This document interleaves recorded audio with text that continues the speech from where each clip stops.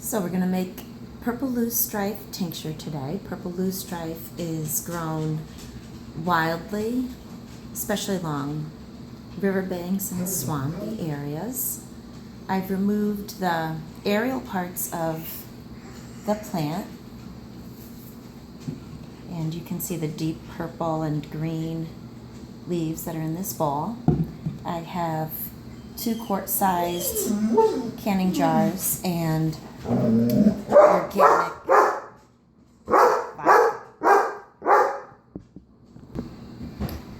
I use organic vodka because the tincture is going to be used as a medicine, basically.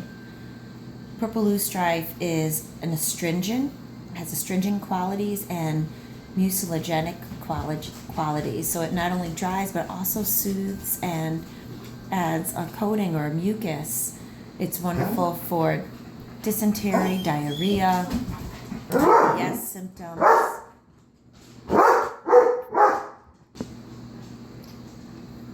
This has been known to be an invasive species of plant that many states have eradication days, and really that's not quite really verified. It is a phytoremediator, so that it can take pollutants out of the air such as PCBs and break it down, actually dissolve it. So although it's removing it from the air, there are no traces of it within the plant itself. It's really a wonderful plant that is misunderstood. So we're going to fill up the clean canning jars about 3/4 of the way. You don't want to pack it down, but you do want it to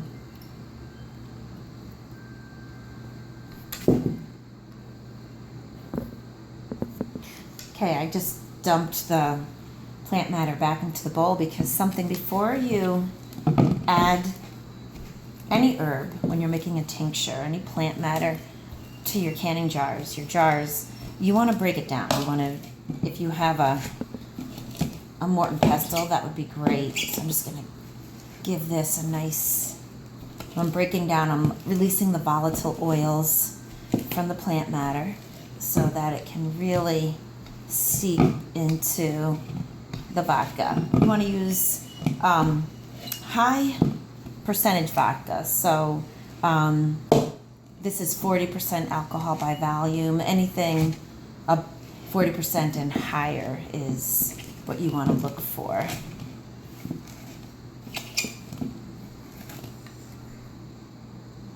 Okay, so now once you have it broken down a bit, now you can fill the canning jars again, just loosely, 3/4 of the way. After picking the plants from my yard, I let them sit out a bit, just so if any little critters are around, they go away. So I have about 3/4 of the way, and then you just want to fill this up, making sure that the plant matter is totally covered. You don't want any of the plant to be floating on top or any of it exposed to the air. And then I'm going to cover it up. I'll be labeling it with what this is, purple loosestrife or Lythrum salicaria, and today's date, which is August 12th, and in 6 weeks it'll be done. What I'll be doing though for the first week is just giving it a nice shake, letting the plant matter, helping it to break down and the vodka to absorb fully. So I needed a little more plant matter to fill up this second jar with the purple loosestrife. So I wanted to show you the easiest thing to do is to just pull it across the stem and the aerial parts just remove easily. last year when I made a tincture, I used dried herbs. You want to fill the use only about halfway full with dried herbs because it reconstitutes with the vodka and it'll fill up more fully. And then I'm going to add the vodka.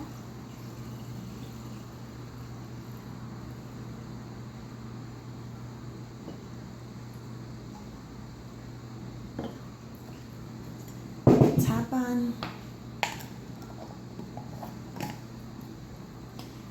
And then I have my second tincture going. I'll be labeling them, and that'll be it. Putting them in a dark cupboard for 6 weeks. So here we have it. Have the label, and I just took a little masking tape and wrote Lythrium salicaria, 8/12/15. So in 6 weeks, we'll be ready to put them into the dark bottles that I have, and I have a small funnel that I'll use to put them into the glass bottles that I have. And they look like this, green and amber colored. So I hope you make your own tincture and find the beauty and the potential that exists around you. Mother Nature is smart. She gives us what we need.